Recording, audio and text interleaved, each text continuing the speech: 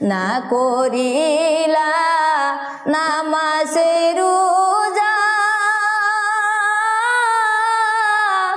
না পড়লা রে কুরআন, তারাই তোমার সাথী হবে অন্ধকার কবরে, মানুষ বুঝলা না রে।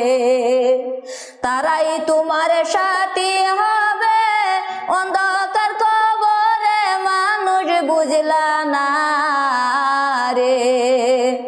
কিসের টাকা কিসের বাড়ি, কিসের এই দুনিয়া,